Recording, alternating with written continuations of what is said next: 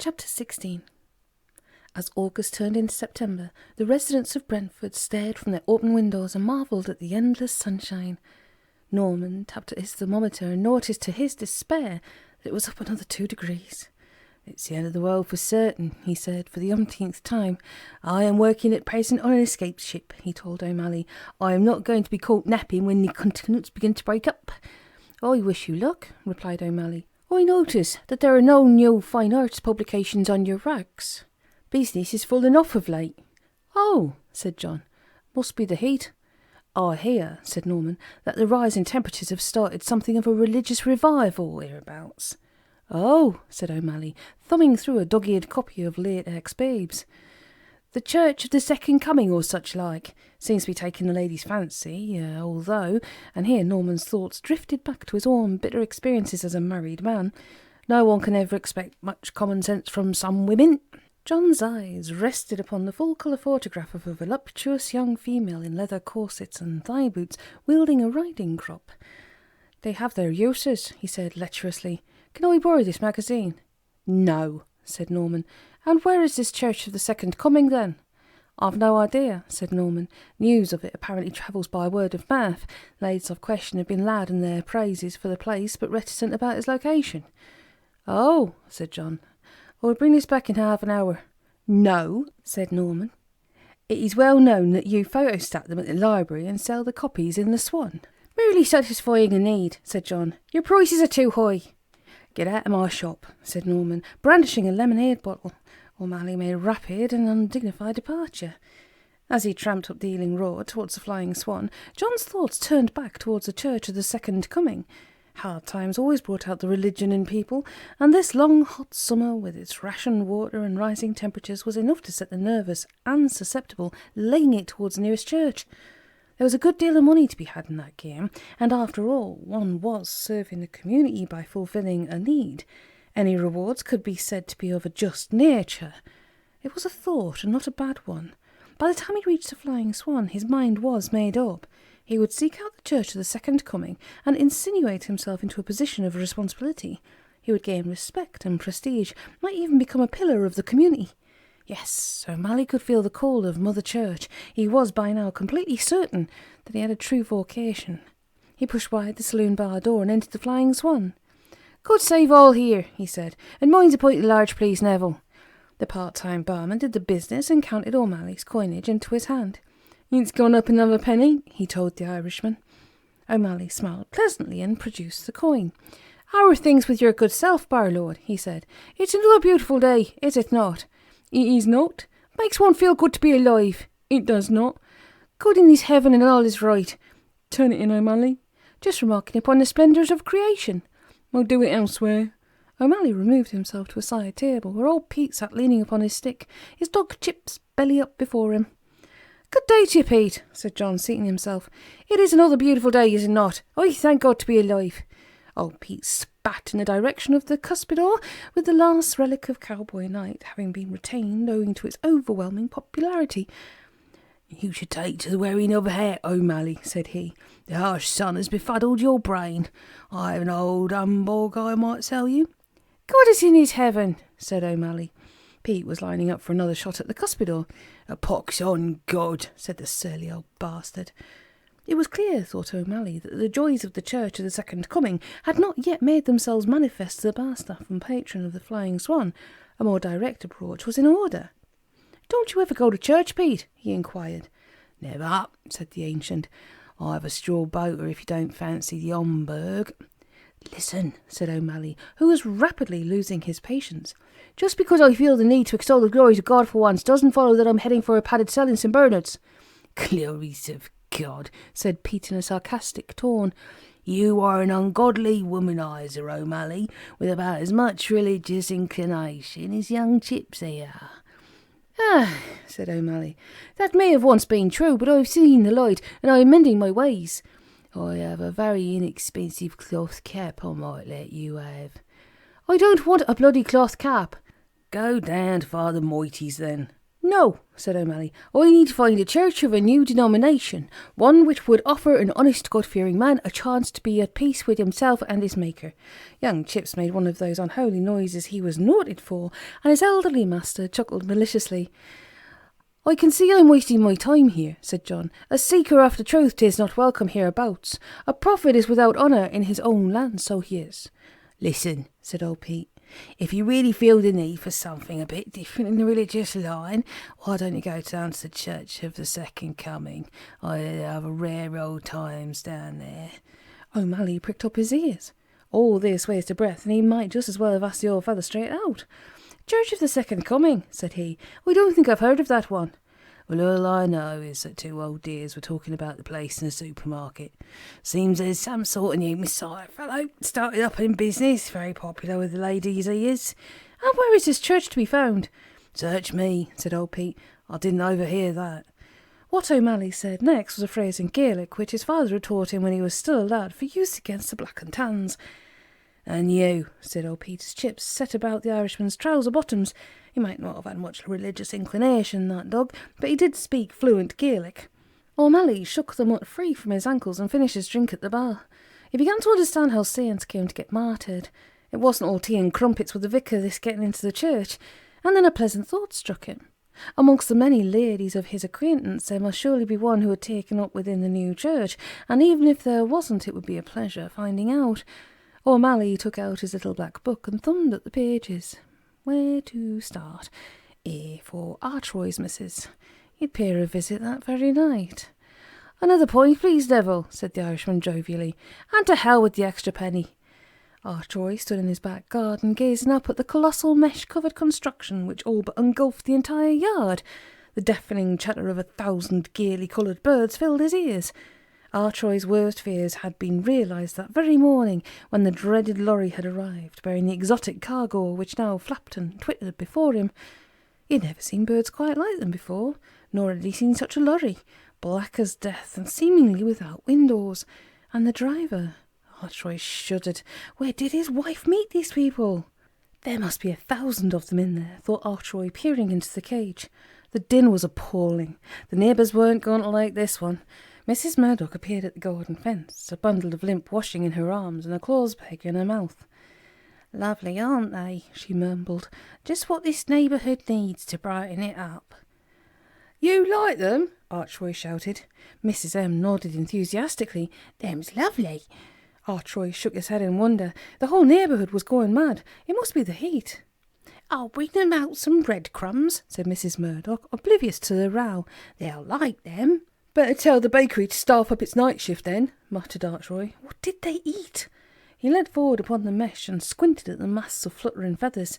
As if in answer to his question, a single bird detached itself from the ever-circling throng and swooped down upon him, removing with one deft peck a goodly lump of flesh from his right thumb.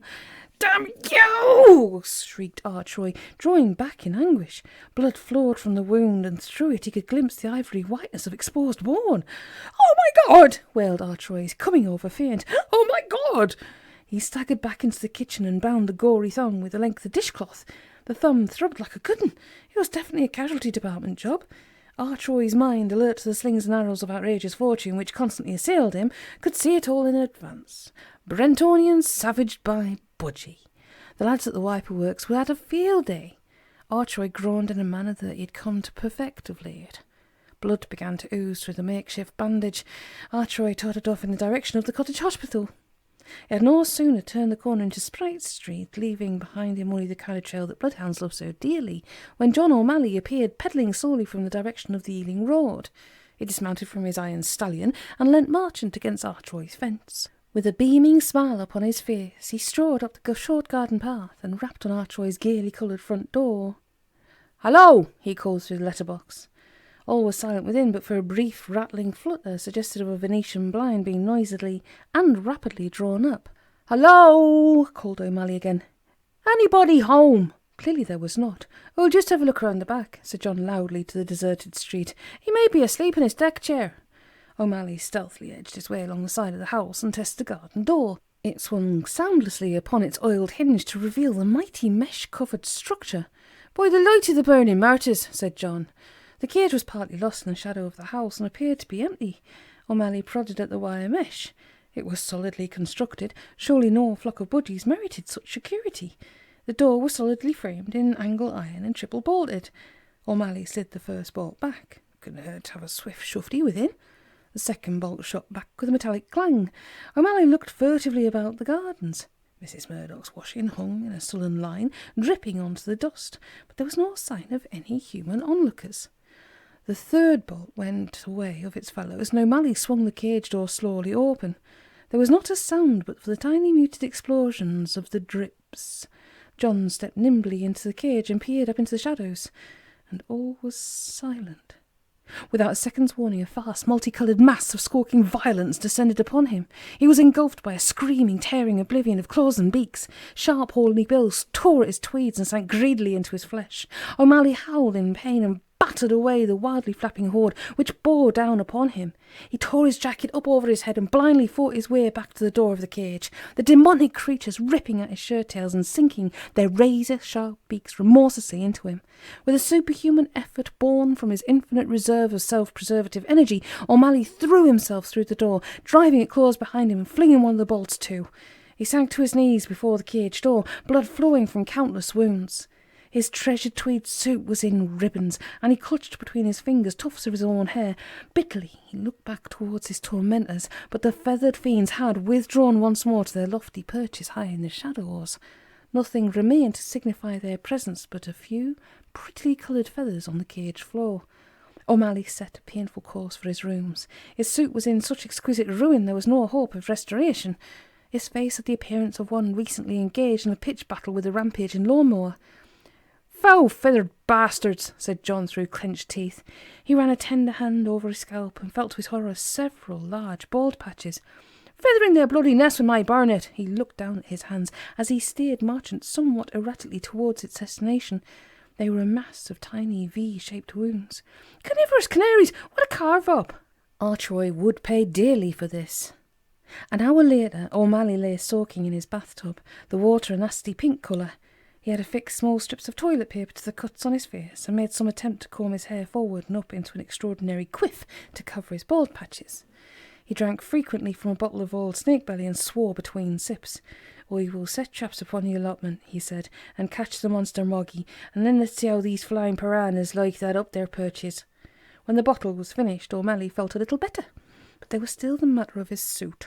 What a tragic circumstance.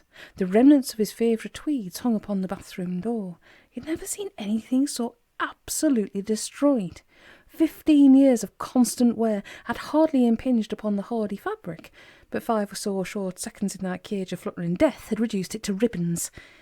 "God," said OMalley, "I bet those lads could strip down an elephant in under a minute, leaving nothing left but 4 umbrella stands." An hour later, OMalley was out of his tinted bathwater and dressed. Actually, he looked pretty natty, but for the speckled face and bizarre hairstyle.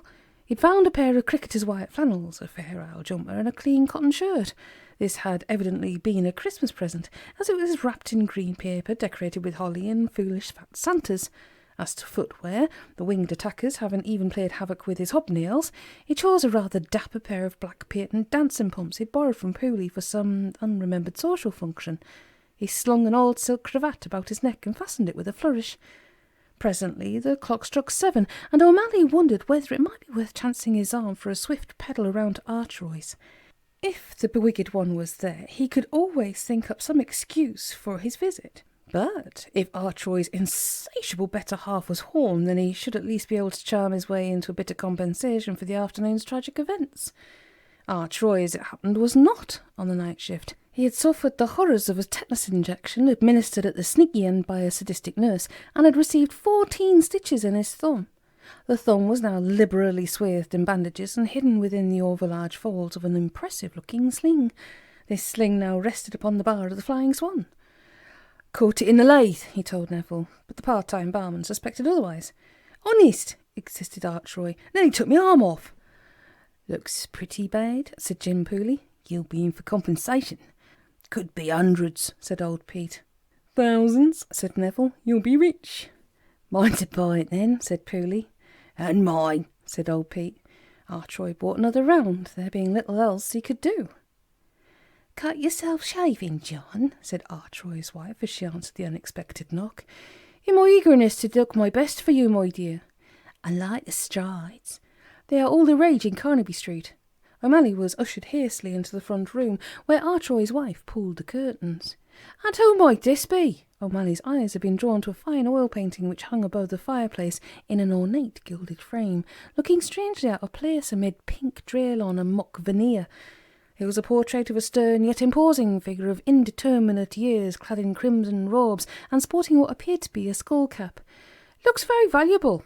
"It is. Will you take tea?" "I'd prefer something a little stronger, if I may." "Gin, then?"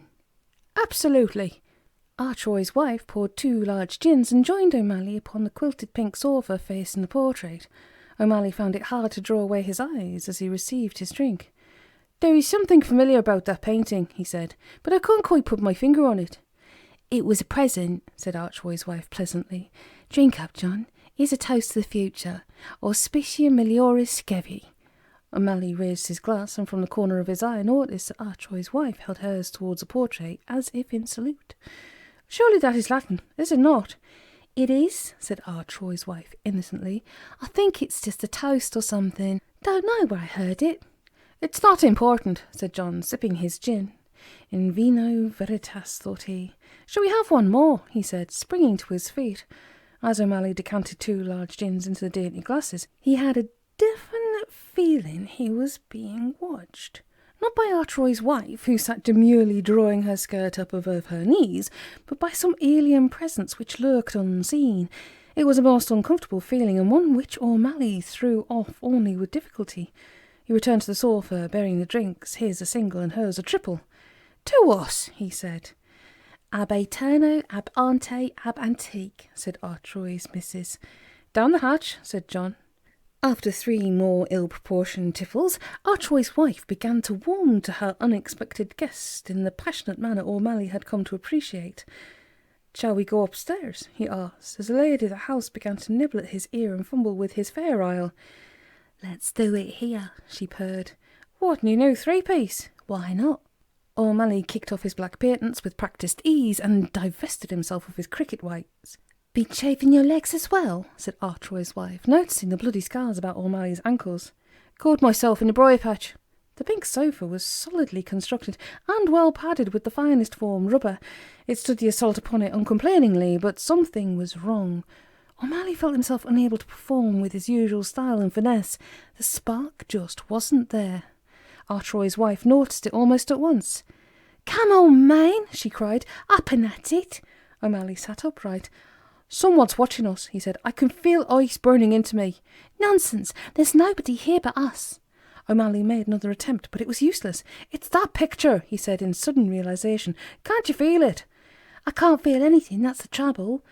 "Turn his face to the wall. It's putting me off my stroke." "No!" Archroy's wife flung herself from the sofa and stood with her back to the portrait, her arms outspread. She appeared ready to take on an army if necessary.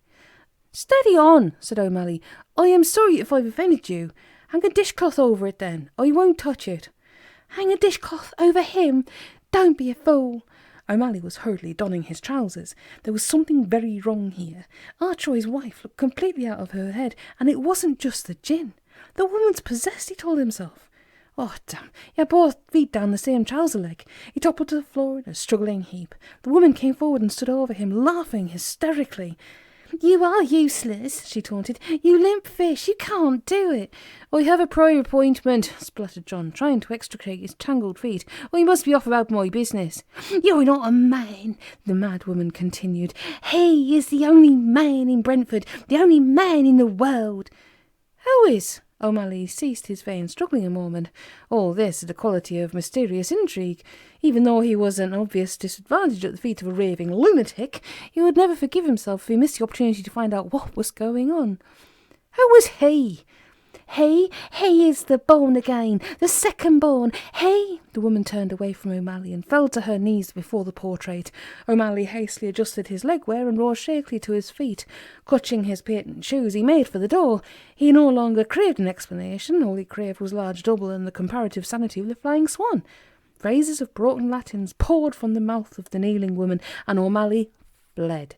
He flung open the front door, knocking Archroy, who stood, his key raised towards the lock, backwards into the rose bushes. He snatched up the peacefully dozing merchant and rode off at speed. As he burst into the saloon bar, OMalley's dramatic appearance did not go unnoticed. His cricket whites were now somewhat oily about the ankle regions, and his nose had started to bleed. "Good evening, John," said Neville. "Cut yourself shaving?" "The match finished then?" asked Jim Pooley. "Run out, were you?"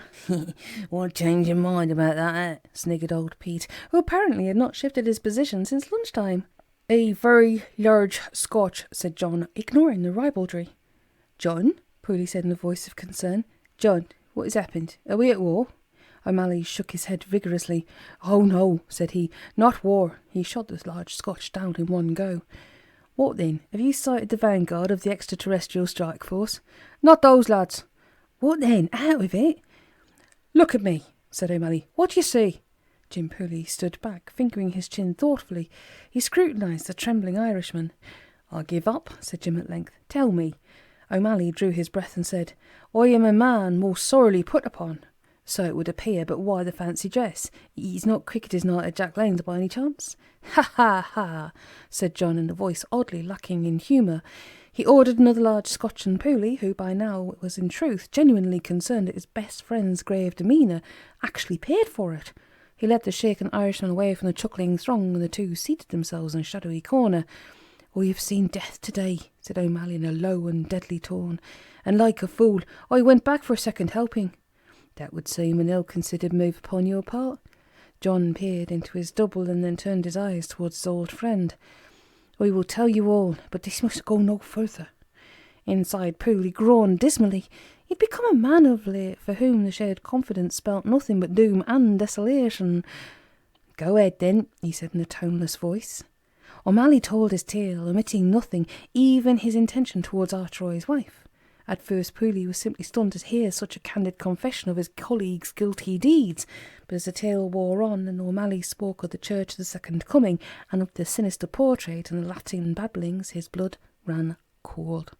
"Drink up," said Jim finally, "for there is something I must tell you, and I don't think you're going to like it very much." Slowly and with much hesitation, Pooley made his confession. He told the Irishman everything, from his first theft of the magic beans to his midnight observation of OMalley, and on to all that the professor had told him regarding the coming of the Dark One and his later meeting with the other Sam.